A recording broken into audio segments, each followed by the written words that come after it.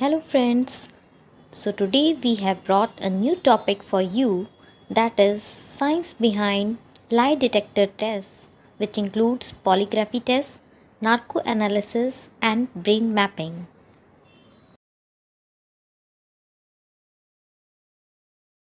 Have you ever played Truth and Dare? It's a verbal party game which need at least two players.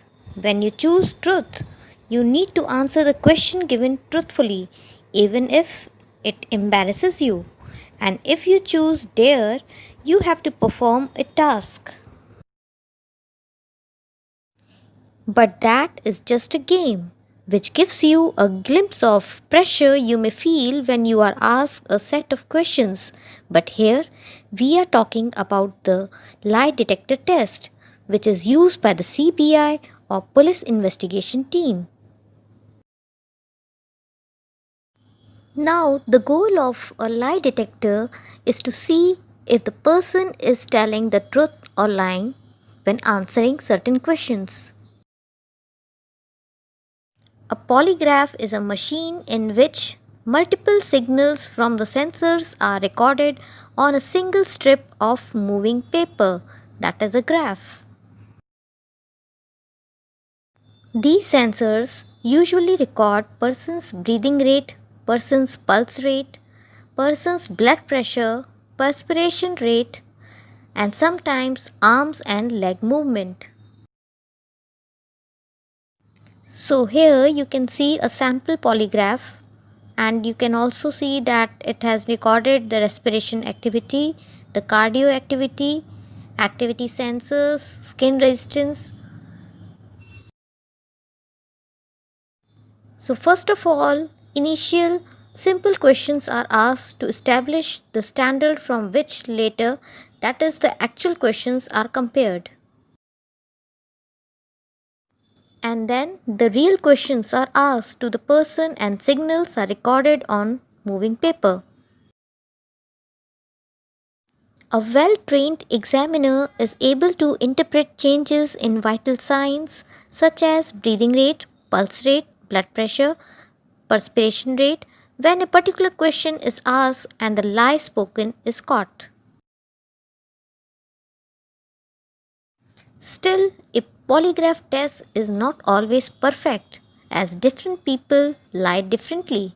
They might show huge differences in lying signs. The principle behind these tests is questionable because the measured changes in arousal state are not necessarily triggered by lying or deception. Instead, these could be triggered by nervousness, anxiety, fear, confusion, hypoglycemia, psychosis, depression, substance induced like nicotine stimulants, substance withdrawal state like alcohol withdrawal, or other emotions. Similarly, a trained person who is able to control or suppress his or her arousal symptoms through relaxation exercises like yoga, meditation, etc., can easily beat the test. Hence, the reliability of the polygraph test has been continuously questioned. However, the lie detector test is many a times very important to gather important information crucial for criminal investigation. But this extracted information cannot be used as evidence during the trial stage. The Supreme Court of India has clearly stated that narco analysis, polygraph, and brain mapping tests on accused are illegal. The court, however, permitted use of such techniques in criminal cases on consent. Narco analysis. It involves the intravenous administration of certain drugs that causes the subject to enter into various stages of anesthesia. In the hypnotic stage, the subject becomes less inhibited and is more likely to divulge information which would usually not be revealed in the conscious state. He or she may also divulge all his or her fantasies, personal wishes, impulses, instinctual drives, illusions, delusions, conflicts, misinterpretations, etc. Narcoanalysis is also known as truth serum test, as a drug is administered to the person before the test is conducted. In India, it is conducted in forensic lab. Consent from court is required. However, there are certain drawbacks of narcoanalysis. Some persons are able to retain their ability to deceive even if they are in hypnotic state, while others can become extremely suggestible to questioning. The drugs used do not guarantee that the subject will speak only the truth. Statements made in a hypnotic state are not voluntary and also not in a clear state of mind. Hence, these have not been admitted as evidence in the court of law. Now let's discuss about brain mapping. In India, we call it commonly brain electrical activation profile test, and it is also known as P300 waves test. This brain mapping test is based on the fact that brain generates a unique brain wave pattern when a person encounters a familiar stimulus, and it is measured by the changes in electrical field potentials which are produced by the sum of neuronal activity in the brain by means of electrodes which are placed on the surface of skin covering the head and face. Now let's discuss what actually happens in brain mapping.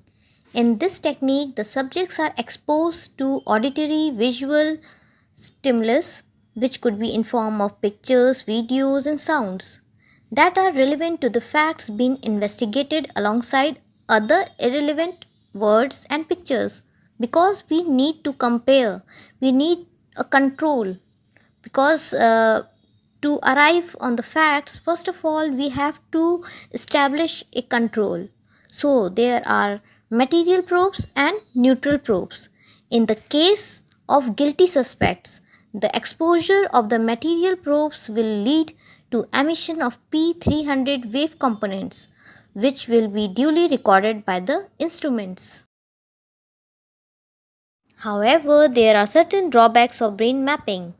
This measures only the memory or knowledge of the crime scene and nothing else. Secondly, little is known about the impact of watching of crime scenes in the media such as television, movies, and newspaper on brain mapping. Hence, this test cannot be used to prosecute an accused, but certainly it can be used by an innocent as a proof that he or she does not have any knowledge or memory about the crime of this test. In conclusion, we can say that deception detector test has faced certain number of criticisms, and it is still unclear that what degree lie detector and brain mapping tests can be used to reveal hidden knowledge in applied real world settings. Thank you.